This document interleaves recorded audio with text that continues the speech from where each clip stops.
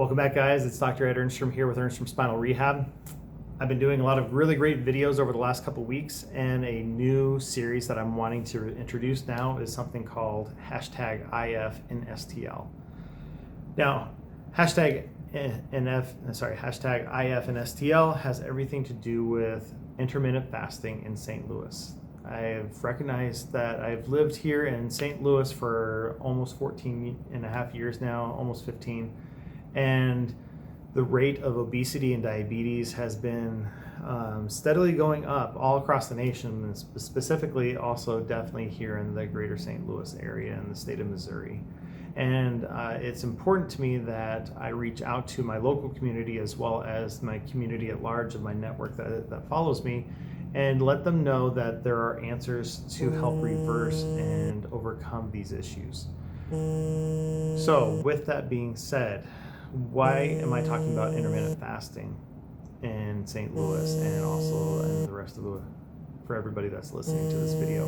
Intermittent fasting is the exact opposite habit on how everybody got to obesity and type 2 diabetes. And if you've watched any of my other videos about insulin resistance is attained and acquired in our systems when we eat too frequently, because every single time we eat, we have an insulin spike. And if we're eating too high of carb, also with those meals or snacks, you're going to keep spiking that insulin all day long, and again, creating insulin resistance. And so the idea of that's how we got there, we need to now reverse engineer and take it backwards the way that we got there, which means that we eat less frequently and lower carbohydrate. Now, the practice of intermittent fasting has nothing to do with carbohydrates. It has only to do with when and where and how you eat your food. So let's talk about what the practice of fasting is. First of all, before we throw the word intermittent in there, the term fasting is a prescribed amount of time that is scheduled that you will go without eating. Okay, and just simple. That's not the dictionary definition. That's just a very simple way of defining it in my own words. Now, also with that scheduled time of non-eating, there is also a scheduled time of refeeding. Now, most days when we wake up in the morning, we call that breakfast. Or if you break down the real word of breakfast as break fast, we go from the time that we last ate dinner or the last bite of food that we had the night before, and the period of time that we go between eating that last bite of food to eating our next bite of food, that period of time is considered a fast. Whether it's scheduled or not, but it's habitually, we break that fast sometime in our day, and it's usually the same time of our day if we get into ritual habits of our daily life. Now, there's no reason why breakfast has to be our first meal of the day. Lunch can be your break fast. So getting into this idea of intermittent fasting, the term intermittent means that it's periodic and has some frequency to it, but also it has some variation to it as well. Okay, so it doesn't mean that it's all the time, but it also means that it can be all the time, but the duration of the fast can vary from day to day.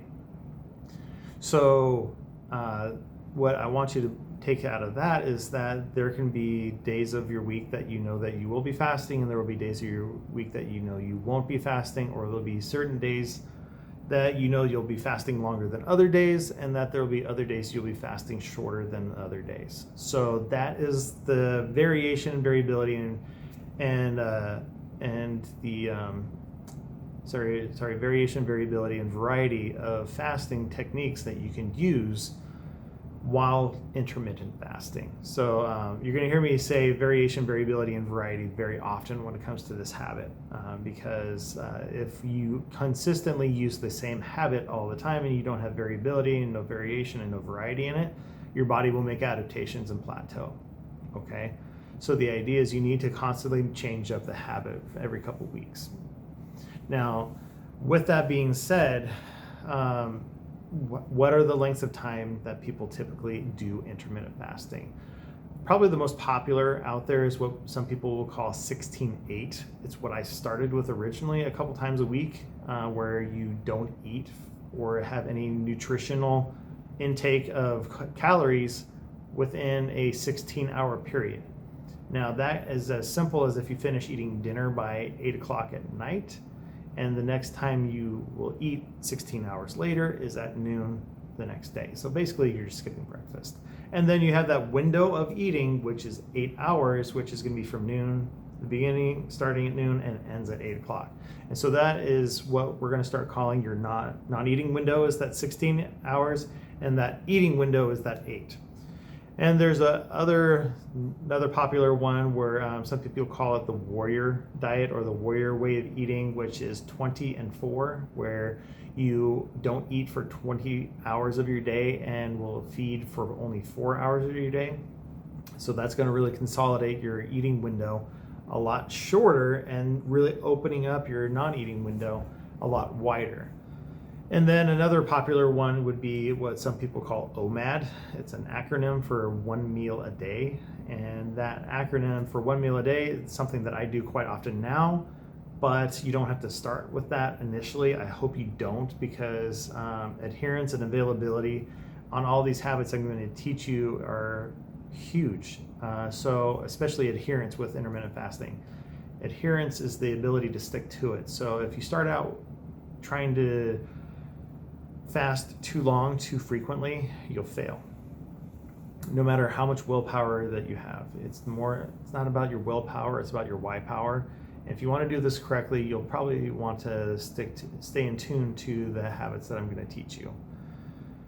So it's very much like training for a half marathon. If you've gone from couch to half marathon, the first week that you go running, and if you've never run in your life, maybe you need to walk. And maybe it's going to be short distances at first, and so that you can start adapting and start building up a tolerance to those walks or short runs, and then you start adding more intensity and frequency to those runs, and so you start building a higher adaptation and a better durability to get to longer stints. And that's the same thing with intermittent fasting. You can build up to these longer terms and these longer periods, but if you can't even last 6 hours without eating, what makes you think that you can go 23 hours? Okay, let's start working on the small habits first, and let's start working on maybe taking those snacks that you would eat all through the middle of your day in between your 3 major meals of your day, your breakfast, lunch, and dinner, and start taking those snacks and putting them in your meals. If you think that it is necessary for you to have that snack so you don't lose energy during the middle of your day, you are developing and are probably, if not already, insulin resistant. Because if you can't survive more than 4 hours without eating, you are insulin resistant. So, introduction to this, I don't want you to lower your calories. This is not a diet, this is a lifestyle, okay? First of all, calories will matter eventually if you're looking to lose weight, but we're also looking to heal you, to get you healthy before you lose the weight, or get healthy to lose the weight. So taking those snacks, whether it's a handful of almonds, a banana, a bagel, whatever it is during the in-betweens, or if it's just drinking a soda in between your meals, stop that. Add it back to the meals that you were already eating so that your body doesn't think that you're like all of a sudden deprived of calories. All you're doing is you're just consolidating your eating windows, and you're into those shorter segments of time, and then also giving yourself less availability to have high insulin and give you an opportunity to lower your insulin. Insulin is a natural, healthy hormone that we need to control our blood sugars and our blood energy and energy in our cells. However, if we have too high of insulin too frequently, too often, that is something called hyperinsulinemia, and hyperinsulinemia leads to insulin resistance. Okay, I've been talking long enough about this. There's so much more that I want to share about this. We're going to talk about other tips and topics about my guidelines that I live by with this. Remember, like, share this video, hit the notification bell so that you can get updates when these videos do pop up for hashtag IFNSTL and other videos that I make on Mondays, Wednesdays, and Fridays with Get Motivated, Get Moving, and Get Metabolic.